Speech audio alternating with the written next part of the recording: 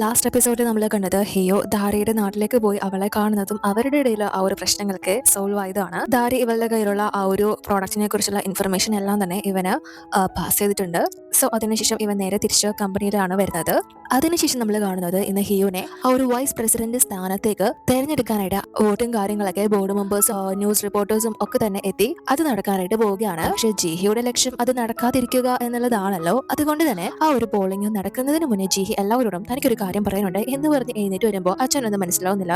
പക്ഷെ ഇവൾ നേരെ വന്ന് പറയുന്നത് ഹിയോ ഈ ഒരു സ്ഥാനത്തിന് അർഹനേ അല്ല. അവന്റെ ടീമിലുള്ള ഒരു വ്യക്തി കാരണമാണ് കമ്പനിക്ക് ഇത്രയും നാണക്കേട് നഷ്ടം ഉണ്ടായിരിക്കുന്നത്. അവളുമായിട്ട് ബന്ധം വെക്കുന്ന ഒരു വ്യക്തിയാണ് ഹിയോ. ഈ കാര്യങ്ങളൊക്കെ ചെന്ന് ചെയർമാനോട് പറഞ്ഞു കഴിഞ്ഞാൽ, അതായത് ഇവളുടെ അച്ഛനോട് പറഞ്ഞു കഴിഞ്ഞാൽ അദ്ദേഹം മകന് മാത്രമേ സപ്പോർട്ട് നിൽക്കൂ. ഈ ഒരു കാര്യങ്ങൾ ഒന്നും തന്നെ അംഗീകരിക്കില്ല. മാത്രമല്ല ഇയാളുടെ വൈഫിനെ മെന്റൽ ആണ് എന്നൊക്കെ പറഞ്ഞിട്ടാണല്ലോ ഹോസ്പിറ്റലിൽ അഡ്മിറ്റ് ആക്കിയിരുന്നത്. ആ ഒരു കാര്യം ഉൾപ്പെടെ ഇവിടെയുള്ള എല്ലാവരോടും ഇവളെ വിളിച്ചു പറയുകയാണ്.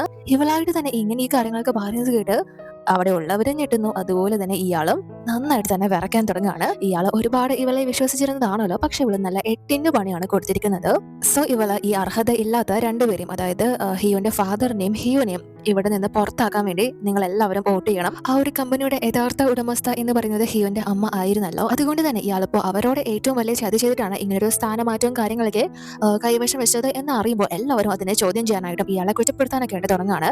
അതുകൊണ്ട് തന്നെ ഒരുപാട് സമയമൊന്നും ഇയാളൊരു കള്ളനായതുകൊണ്ട് തന്നെ മറ്റുള്ളവരുടെ മുന്നിൽ നിൽക്കാനോ വാദിക്കാനോ ഒന്നും ഇയാൾക്ക് സാധിക്കുന്നില്ല. ഇയാൾ അവിടെ നിന്ന് ഇറങ്ങി പോവുകയാണ്.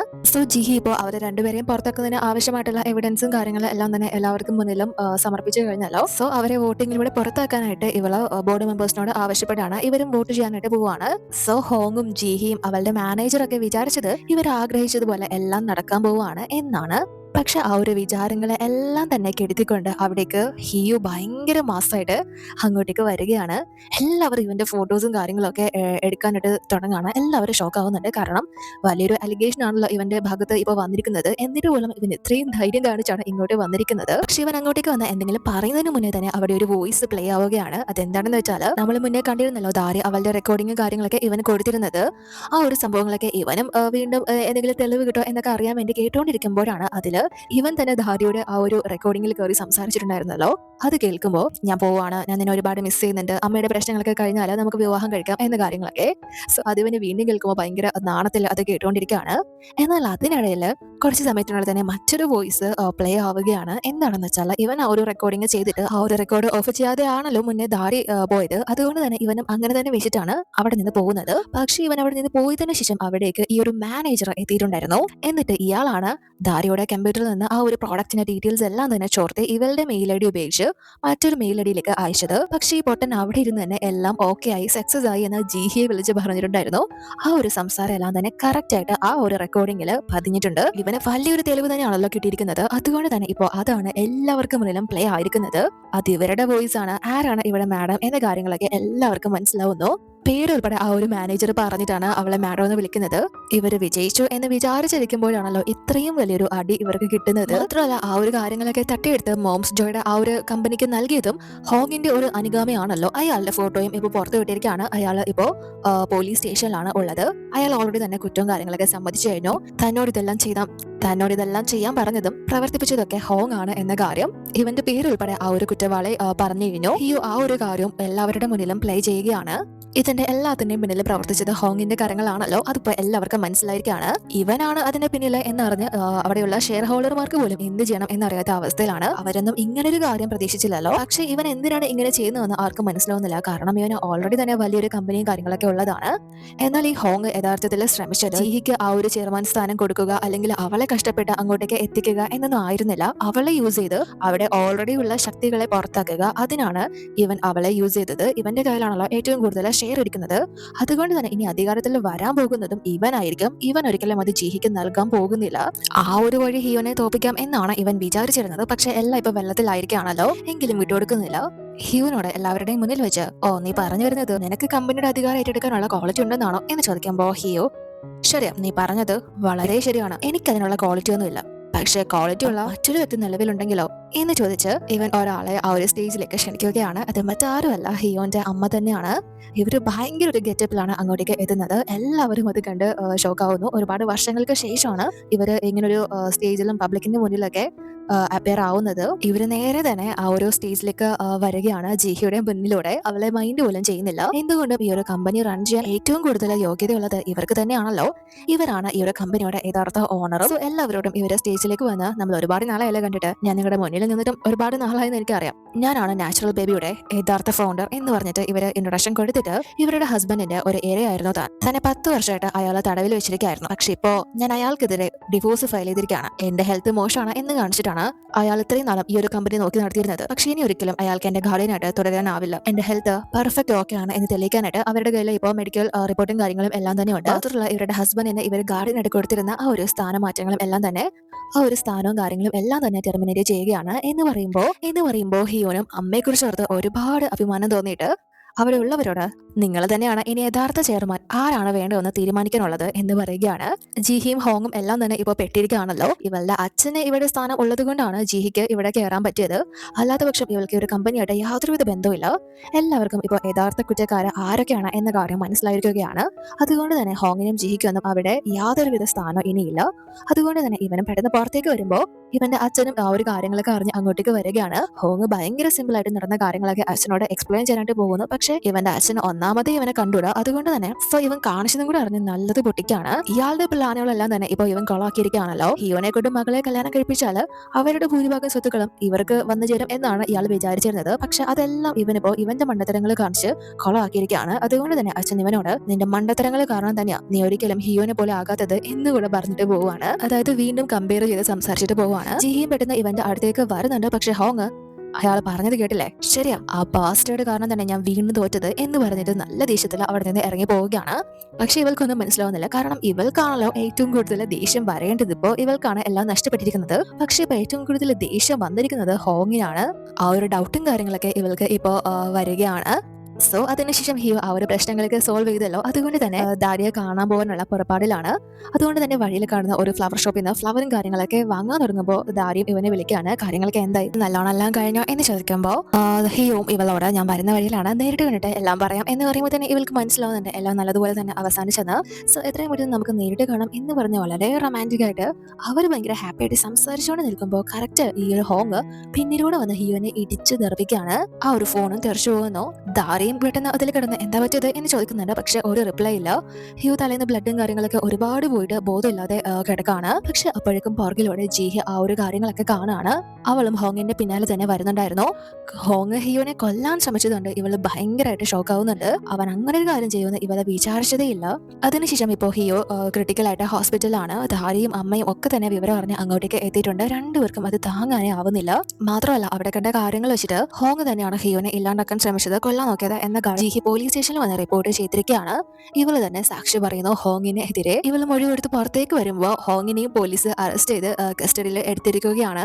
പെട്ടെന്ന് ഇവൻ ജിഹിയെ കണ്ട്, ജിഹി ഞാനൊരു തെറ്റും ചെയ്തിട്ടില്ലെന്ന് നീ ഇവരോടൊന്ന് പറഞ്ഞ് മനസ്സിലാക്ക്, ഞാൻ നിരപരാധിയല്ലേ എന്നൊക്കെ അലറി വിളിച്ച് ചോദിക്കുന്നുണ്ടെങ്കിലും ഇവൾ മൈൻഡ് പോലും ചെയ്യുന്നില്ല. ഇവളായിട്ട് തന്നെയാണല്ലോ ഇവനെ ഇപ്പൊ ജയിലിലാക്കിയിരിക്കുന്നത്. ഇവൾക്ക് മനസ്സിലായി ഇവന്റെ പേഴ്സണൽ നേട്ടങ്ങൾക്ക് വേണ്ടിയിട്ടാണ് ഇവളെ യൂസ് ചെയ്തത് എന്ന്. അന്നോ ഇവളെ തേച്ചിട്ട് പോയപ്പോൾ ഇവൾക്ക് പണിയെടുക്കാൻ സാധിച്ചിട്ടില്ല. സോ ഇപ്പൊ ഇതും കൂടെ വെച്ചിട്ടാണ് അവന് ഊരാൻ പറ്റാത്ത ഒരു പണി ഇപ്പൊ കൊടുത്തിരിക്കുന്നത്. മാത്രമല്ല ഹിയോന്റെ ഫാദറും അന്ന് അവിടെ നിന്ന് മുങ്ങിയതാണല്ലോ. നേരെ ഇപ്പൊ വന്ന് ഹോസ്പിറ്റലിലാണ് കിടക്കുന്നത്. ഇയാൾക്ക് പ്രത്യേകിച്ച് കുഴപ്പമൊന്നുമില്ല, അടവെടുത്ത് കിടക്കുന്നതാണ് പോലീസ് പിടിക്കാതിരിക്കാനായിട്ട്. ഇപ്പോൾ ഇയാൾക്കെതിരെ ഒരുപാട് കുറ്റകൃത്യങ്ങളാണല്ലോ പുറത്തേ വന്നിരിക്കുന്നത്. ഇയാളുടെ അസിസ്റ്റന്റും ഇയാളോട് വന്ന് മിക്കവാറും സാറിനെ ഉടഞ്ഞതിനെ പോലീസ് അറസ്റ്റ് ചെയ്തുകൊണ്ട് പോകാൻ സാധ്യതയുണ്ട് എന്ന് പറയുമ്പോൾ ഇയാൾക്ക് അത് കേട്ട് ഭ്രാന്തളവാണ്. അവിടെ കിടന്ന് ബഹളം ഉണ്ടാക്കാൻ തുടങ്ങുന്നു. അപ്പോഴേക്കും ഹിയോന്റെ അമ്മയും അങ്ങോട്ടേക്ക് വരുന്നു. ഇവരും ഇയാളോട് വന്ന് തനിക്ക് ആ ഒരു ഡിവോഴ്സ് പേപ്പറിൽ സൈൻ ചെയ്ത് തരണം, അതുപോലെ തന്നെ തന്റെ ഗാർഡിയനായിട്ടുള്ള എല്ലാ ചുമതലകളെയും ഇയാളെ എടുത്ത് മാറ്റിയിട്ടുണ്ട്. മാത്രമല്ല കമ്പനിയിലെ ചെയർമാൻ പൊസിഷനും എടുത്ത് കളഞ്ഞിട്ടുണ്ട്. കോടതി നിങ്ങൾക്ക് വേണ്ട ശിക്ഷ എന്താണെന്ന് വെച്ചാൽ തീരുമാനിച്ചോളും എന്ന് പറയുന്നത് കേട്ട് ഇയാള്, ഓ നീ എന്നെ പുറത്താക്കാറായോ, ഞാനാണ് ഇത്ര നാൾ ആ കമ്പനി കൊണ്ടുവരുന്നത്, ആ എന്നോട് തന്നെ നീ ഇത് ചെയ്യാറായോ എന്ന് ചോദിച്ച് ബഹളം ഉണ്ടാക്കുമ്പോ അമ്മ ഇയാളോട്, ഇയാളുടെ മകൻ അവിടെ മരണത്തോട് മല്ലിട്ട് കിടക്കാണ്. സോ അവന് നഷ്ടപ്പെടുക എന്ന കാര്യത്തിൽ പോലുമല്ല ഇയാളെ ഇങ്ങനെ പേടിക്കുന്നത്, കമ്പനി കയ്യിൽ നിന്ന് പോകുന്ന കാര്യം ഓർത്തിട്ടാണ്. അതുകൊണ്ട് തന്നെ ഇയാളെ ഇനി ഈ ജന്മത്തിൽ എന്തായാലും ഇനി മാറാൻ പോകുന്നില്ല എന്ന് മനസ്സിലാക്കി തന്നെ അമ്മ, ഇനി എന്തായാലും ഞാൻ നിങ്ങളെ എന്റെ ലൈഫിലേക്ക് തിരിച്ചു കൊണ്ടുവരാൻ ആഗ്രഹിക്കുന്നില്ല, ഞാൻ പറഞ്ഞതുപോലെ നിങ്ങളുടെ ഡിവോഴ്സ് പേപ്പറിൽ സൈൻ ചെയ്ത് തന്നിരിക്കണം എന്ന് പറഞ്ഞിട്ട് അമ്മ ഇറങ്ങി പോവാണ്. അതിനുശേഷം ഇപ്പൊ ഹിയോനെ റൂമിലേക്ക് മാറ്റിയിട്ടുണ്ട്. എന്നാൽ ഇവന് ബോധവും കാര്യങ്ങളൊന്നും വന്നിട്ടില്ല. ദാരി തന്നെയാണ് ഇവന്റെ കൂടെ ഇരുന്ന് അവനെ ടേക്ക് കെയർ ചെയ്യുന്നത്. ദിവസങ്ങൾ അങ്ങനെ കടന്നു പോവാണ്. ഇവന്റെ കൊളീഗ്സും ഇവനെ കാണാൻ വരുന്നുണ്ട്, അതുപോലെ തന്നെ അമ്മ കാണാൻ വരുന്നുണ്ട്. എങ്കിലും ഫുൾ ടൈം ഇരിക്കുന്നത് ദാരിയാണ്. ഇവന് കഥകൾ വായിച്ചെടുത്തും അവനോട് ഓരോ കാര്യങ്ങൾ പറഞ്ഞും ഒക്കെ തന്നെ ദിവസങ്ങൾ കടന്നു പോവുകയാണ്. അതിനിപ്പോൾ ഏകദേശം 1 മാസത്തോളം ആവാറായിരിക്കുകയാണ്. എന്നിട്ട് പോലും ഇവന് ബോധം വന്നിട്ടില്ല. അതുകൊണ്ട് തന്നെ ദാരി അറ്റ്ലീസ്റ്റ് നിങ്ങളൊന്ന് കണ്ണെങ്കിലും തുറക്ക്, ഇങ്ങനെ കിടന്ന് മടുത്തില്ലേ എന്ന് പറഞ്ഞ് ഇവള് ആവുന്ന തരത്തിലൊക്കെ ഇവന്റെ ഒരു മൈൻഡും കാര്യങ്ങളൊക്കെ അവരുടെ ഒരു നല്ല മെമ്മറീസ് വെച്ച് സംസാരിക്കുന്നു. പക്ഷെ ആദ്യം അതൊന്നും വർക്കൗട്ട് ആവുന്നില്ല. എന്നാൽ ഇവള് വളരെ സങ്കടത്തില് ആ ഒരു കാര്യങ്ങളൊക്കെ സംസാരിക്കുമ്പോൾ, അതായത് ഇവൻ എഴുന്നേൽക്കാത്തതിനെ പറ്റി സംസാരിക്കുമ്പോൾ ഇവന്റെ ബോഡിയിൽ ചില മാറ്റങ്ങൾ ഉണ്ടാവുകയാണ്. പെട്ടെന്ന് തന്നെ ഇവള് ഡോക്ടറിനെ വിളിച്ചുകൊണ്ട് പോകാനായിട്ട് ഓടുന്നു. അറ്റ് ലാസ്റ്റ് ഇവനിപ്പോ ബോധം വന്നിരിക്കുകയാണ്. ഡോക്ടർ അവനോട് വല്ല കുഴപ്പമുണ്ടോ എന്ന് ചോദിക്കുമ്പോൾ ഡോക്ടറിനോട് ഇവൻ ചോദിക്കുന്നത്, അല്ല ഞാനെന്തേ ഹോസ്പിറ്റലില്, എനിക്ക് ജേജു ഐലൻഡിൽ വെച്ച് വല്ല ആക്സിഡന്റ് സംഭവിച്ചോ എന്ന് ചോദിക്കുമ്പോൾ ദാരെ നിങ്ങൾ എന്തൊക്കെയാ പറയുന്നത്, ജേജു ഈ ആക്സിഡന്റ് തമ്മിൽ എന്താ ബന്ധം, നിങ്ങൾക്ക് എന്താ പറ്റിയത് എന്ന് ചോദിക്കുമ്പോൾ ഹിയോ എനിക്ക് അവിടെ ഒരു ബിസിനസ് മീറ്റിംഗിനായിട്ട് ഒരാളെ കാണാൻ പോകേണ്ടതായിരുന്നു എന്ന് പറഞ്ഞ് ഇവളുടെ എക്സ് ഉണ്ടല്ലോ കിം അവന്റെ പേര് പറയുകയാണ്. അതായത് ഇവൻ ജേജു ഐലൻഡിലേക്ക് പോകാൻ തീരുമാനിച്ച ഒരു ദിവസം ഉണ്ടായിരുന്നല്ലോ, അതിന് ശേഷമുള്ള കാര്യങ്ങൾ ഒന്നും തന്നെ ഇവന് ഓർമ്മയില്ല. മെയിനായിട്ടും ധാരിയെയും ഇവന് ഓർമ്മയില്ല. ആ ഒരു ഐലൻഡിൽ ചെന്നതിന് ശേഷമാണല്ലോ ധാരിയുമായിട്ട് പരിചയപ്പെടുന്നത്. എന്നാൽ ഇവന് ആ ഒരു കാര്യങ്ങൾ ഒന്നും ഓർമ്മയില്ലാത്തത് കൊണ്ട് തന്നെ ധാരിയും ഇവനിപ്പോ ഓർക്കാനാകുന്നില്ല. അല്ല നീ ആരാ, എന്തിനാ ഇവിടെ നിൽക്കുന്നത് എന്നാണ് ചോദിക്കുന്നത്. ഡോക്ടറും ഇവളെ വിളിച്ചിട്ട് അവന്റെ സ്കാനിങ്ങും ഒക്കെ മനസ്സിലാക്കിയിട്ട് ആ ഒരു ആക്സിഡന്റിൽ സംഭവിച്ചതാണ് ഇവന്. പഴയ ഓർമ്മകളൊക്കെ അതുകൊണ്ട് തന്നെ തിരിച്ചു വരാനായിട്ട് കുറച്ച് സമയം എടുക്കും. നിങ്ങളുടെ പേഷ്യന്റിന് കുറച്ച് സമയം കൊടുക്കാനായിട്ട് ഇവരോട് ആവശ്യപ്പെടാണ്. ഇത്രയും നാളെ ശ്രമിച്ച ആളെ നിന്നത്, അതുകൊണ്ട് തന്നെ പെട്ടെന്ന് അവർ തമ്മിലുള്ള ഫോട്ടോസും കാര്യങ്ങളൊക്കെ എടുത്ത് കാണിച്ചു കൊടുത്ത് ഇവന് എന്തെങ്കിലും ഓർമ്മയുണ്ടോ എന്ന് ചോദിക്കുന്നു. പക്ഷെ ആ ഫോട്ടോസിലെല്ലാം ഇവൻ ഭയങ്കര പൂക്കിയായിട്ടാണല്ലോ നിന്ന് പോസ്റ്റ് ചെയ്തിരിക്കുന്നത്, ഇവള് എടുത്തു കൊടുത്തേക്കുന്നത്. എന്നാൽ താൻ ഇങ്ങനെ ഒരു ക്യാരക്ടറേ അല്ല, താൻ ഇങ്ങനെയൊന്നും ചെയ്യാൻ സാധ്യതയില്ല എന്ന് പറഞ്ഞിട്ട് ഇവള് പറഞ്ഞത് മനസ്സിലാക്കാതെയാണ് ഇവൻ സംസാരിക്കുന്നത്. അതായത് ഇവനെ വശീകരിക്കാനായിട്ടാണ് ഈ കാര്യങ്ങളൊക്കെ പറഞ്ഞു വരുന്നത് എന്ന രീതിയിലാണ് ഇവനത് എടുക്കുന്നത്. ഇവള് പറഞ്ഞത് ഒന്നും തന്നെ വിശ്വസിക്കുന്നില്ല. മര്യാദയ്ക്ക് ഇവിടെ നിന്ന് ഇറങ്ങി പോകാനായിട്ട് ഇവളോട് പറയാണ്. ധാരിയും ഭയങ്കര സങ്കടത്തില് ഫ്രണ്ട്സിനോടൊന്ന് ആ ഒരു കാര്യങ്ങൾ എല്ലാം തന്നെ പറയാണ്. ഇവർക്കും അതൊന്നും വിശ്വസിക്കാനേ പറ്റുന്നില്ല. അതുകൊണ്ട് തന്നെ അവന്റെ ഓർമ്മ തിരിച്ചു കൊണ്ടുവരാനായിട്ട് നിങ്ങൾ തമ്മിൽ എങ്ങനെ കണ്ടുമുട്ടിയത്, എന്തെങ്കിലും വിലപ്പെട്ട ഓർമ്മകള് നിങ്ങൾ തമ്മിൽ ഉണ്ടായിട്ടുണ്ടോ, അങ്ങനെ എന്തെങ്കിലും റീക്രിയേറ്റ് ചെയ്താലോ, അങ്ങനെ എന്തെങ്കിലും റീക്രിയേറ്റ് ചെയ്ത് ഇവർ തമ്മിലുണ്ടായ കുറച്ച് മെമ്മറീസ് ഒക്കെ വെച്ചിട്ട് ഒരു നാടകം കളിക്കാം എന്നിവർ വിചാരിക്കുകയാണ്. അങ്ങനെയെങ്കിലും അവന് ഓർമ്മ തിരിച്ചു വന്നാലോ എന്ന് വിചാരിച്ച് സോ ഇവർ ഫസ്റ്റ് ആയിട്ട് എടുക്കുന്നത് മറ്റേ പ്രഗ്നന്റ് ആയിട്ടുള്ള സ്ത്രീയുടെ കയ്യിൽ നിന്ന് കുറച്ച് ഓറഞ്ച് കാര്യങ്ങളൊക്കെ ട്രാഫിക്കിന്റെ ഇടയിൽ വെച്ച് തലയിൽ വീണിട്ടുണ്ടായിരുന്നല്ലോ, അത് ഇവർ രണ്ടുപേരും പോയാണല്ലോ പെറുക്കി കൊടുത്തിരുന്നത്. ആ ഒരു സംഭവമാണ് ഇവിടെ ഇപ്പോൾ ക്രിയേറ്റ് ചെയ്യുന്നത്. ഹിയോനും പെട്ടെന്ന് ആ ഒരു കാര്യങ്ങളൊക്കെ കാണുന്ന സമയത്ത് ഇവന് ഫസ്റ്റ് സ്പാർക്ക് ഇവളോട് തോന്നിയത് തന്നെ ആ ഒരു മൊമെന്റിലാണല്ലോ. സോ ഇതിപ്പോ കാണുമ്പോൾ ഇവന്റെ ഓർമ്മയിലേക്ക് എന്തൊക്കെയോ വരുന്നുണ്ട്, ഇവളും വരുന്നുണ്ട്. പക്ഷേ അത് എന്താണെന്നൊന്നും ഇവൻ അത്ര ക്ലിയർ ആവുന്നില്ല. സോ ഇവരെല്ലാം കൂടി ഇവനെ ശല്യം ചെയ്യാനായിട്ടാണ് ഇറങ്ങിയിരിക്കുന്നത് എന്ന് പറഞ്ഞ് ഇവൻ അവിടെ നിന്ന് പോവുകയാണ്. ഇവരുടെ ഫസ്റ്റ് പണി പാളി. അതിനുശേഷം വീണ്ടും ഇവർ മറ്റൊരു സീൻ പിടിക്കുകയാണ്. അതായത് മറ്റേ പലിശക്കാര് ഇവരെ രണ്ടുപേരെയും ഓടിച്ചിരുന്നല്ലോ, അതുപോലെ ഒരു സീൻ ഇപ്പോൾ ക്രിയേറ്റ് ചെയ്ത് മിൻ ഇവനെയും വലിച്ചുകൊണ്ട് ഓടുകയാണ്. എന്നിട്ട് നേരെ തന്നെ അവനെ അവിടെയുള്ള അലമാരിയിൽ കൊണ്ടുപോയി ഒളിപ്പിച്ചു വെക്കുന്നു. അതിനകത്ത് ധാരിയുണ്ട്. എന്നിട്ട് ഇവൻ അന്ന് കാണിച്ചതുപോലെ ഇവനെ ചേർത്ത് പിടിച്ചിട്ട് ഇവനോട് വളരെ ക്ലോസ് ആവാനായിട്ട് വരികയാണ്. എന്നിട്ട് കിസ് ചെയ്യാനോ എന്തെങ്കിലും ഇവന് ഓർമ്മ വരട്ടെ എന്നൊരു രീതിയിൽ. പക്ഷെ ഹിയോ അവൾ അങ്ങനെ ഒരു കാര്യങ്ങളൊക്കെ ചെയ്യുമ്പോൾ ഒന്നും മിണ്ടാതെ സ്തംഭിച്ച് ഇറങ്ങി വരികയാണ്. അപ്പോൾ ഇവർ വിചാരിക്കുന്നത് ഇവന് എന്തെങ്കിലും ഓർമ്മ വന്ന് കാണും എന്നാണ്. എന്താ നിനക്ക് എന്തെങ്കിലും ഓർമ്മ വരുന്നുണ്ടോ, എന്തെങ്കിലും ഓർത്തെടുക്കാൻ സാധിക്കുന്നുണ്ടോ എന്ന് ചോദിക്കുമ്പോൾ ഹിയോ ഇവരോട് അതെ എനിക്കിപ്പോ എല്ലാം ഓർമ്മ വരുന്നുണ്ട് എന്ന് പറഞ്ഞിട്ട് ഇവൻ പറയുന്നത് ഈ മിന്നുൾപ്പെടെ ഇവരോടൊപ്പം ചേർന്ന് ഇവനെ വശീകരിക്കാൻ ശ്രമിക്കുകയാണ് എന്നാണ്. ഇവന് വേറെ ഒരു കാര്യം ഓർത്തെടുക്കാനാവുന്നില്ല. അവരുടെ ആ ഒരു ശ്രമവും പരാജയപ്പെട്ടു. അതിനുശേഷം ഇവൾ അടുത്ത ശ്രമമായിട്ട് ഇവരുടെ റൂമിലേക്ക് വന്ന് ഇവർ ഒരുമിച്ച് ഉണ്ടായിരുന്നപ്പോൾ ഷെയർ ചെയ്ത ആ ഒരു മൊമെന്റ് ഇവള് വീണ്ടും ക്രിയേറ്റ് ചെയ്യാനായിട്ട് ശ്രമിക്കുകയാണ്. വായില് മുന്തിരിങ്ങയൊക്കെ എടുത്തു വെച്ച് ഇവനെ കിസ് ചെയ്യാനായിട്ടാണ് നോക്കുന്നത്. പക്ഷെ ഇവന് അതും കൂടെ കാണുമ്പോൾ ഇവൾക്ക് എന്താ ഭ്രാന്താണോ എന്ന രീതിയിലാണ് ഇവനത് എടുക്കുന്നത്. ഇവന്റെ മുന്നിൽ ഇവള് ഫുൾ ആയിട്ട് ഒരു സ്ട്രേഞ്ചർ ആയിട്ടുള്ള വ്യക്തിയാണല്ലോ, അതുകൊണ്ട് തന്നെ കോപ്രായങ്ങൾ കാണിക്കുന്ന പോലെയാണ് ഇവന് ഫീൽ ആവുന്നത്. അതുകൊണ്ട് തന്നെ ഇവളെ പിടിച്ച് അവിടെ ഇരുത്തിയിട്ട് നിങ്ങൾ ചെയ്യുന്ന കാര്യങ്ങൾ എല്ലാം തന്നെ എനിക്ക് മനസ്സിലാവുന്നുണ്ട്, പക്ഷെ എനിക്കിപ്പോൾ നിങ്ങളോട് വലിയൊരു ക്ഷമ ചോദിക്കാൻ മാത്രമേ സാധിക്കൂ. എനിക്ക് സത്യമായിട്ടും നിങ്ങളായിട്ടുള്ള ഒരു കാര്യം പോലും ഓർത്തെടുക്കാൻ സാധിക്കുന്നില്ല. ഞാനൊരു സ്ട്രേഞ്ചറിനെ ഡേറ്റ് ചെയ്തു എന്ന കാര്യം പോലും എനിക്ക് വിശ്വസിക്കാനാവുന്നില്ല എന്ന് പറയുമ്പോൾ ഇവള് അല്ല നിങ്ങൾ ഫസ്റ്റിലെ തന്നെ എന്നെ ഇഷ്ടപ്പെട്ടിരുന്നില്ല, അങ്ങനെയൊന്നും ആയിരുന്നില്ല, ഞാൻ എന്തായാലും നിങ്ങൾക്ക് ഓർമ്മ വരുന്നത് വരെ ഞാൻ നിങ്ങളുടെ കൂടെ തന്നെ നിന്നോട്ടെ എന്ന് ചോദിക്കുമ്പോൾ ഇവൻ അതിനെ സമ്മതിക്കുന്നില്ല. കാരണം ഇവള് പറഞ്ഞിട്ടുള്ളതൊക്കെ കഥകളാണ്. ആ ഒരു കഥകളൊന്നും തനിക്ക് വിശ്വാസം വന്നിട്ടില്ല. ഇവൻ അങ്ങനെയൊന്നും പെരുമാറുന്ന വ്യക്തിയല്ല എന്ന രീതിയിലാണ് ഇവൻ ആ ഒരു കാര്യങ്ങളൊക്കെ പറയുന്നത്. ഇവർ തമ്മിൽ കണ്ടുമുട്ടുന്നത് വരെ ഇവന് പ്രണയത്തിനോടോ അല്ലെങ്കിൽ പെണ്ണിനോടോ ഒരു താല്പര്യം ഇല്ലാത്ത വ്യക്തി ആയിരുന്നല്ലോ. അതേ ഒരു മൈൻഡിലാണ് ഇവനിപ്പോ ഇവളോട് സംസാരിക്കുന്നത്.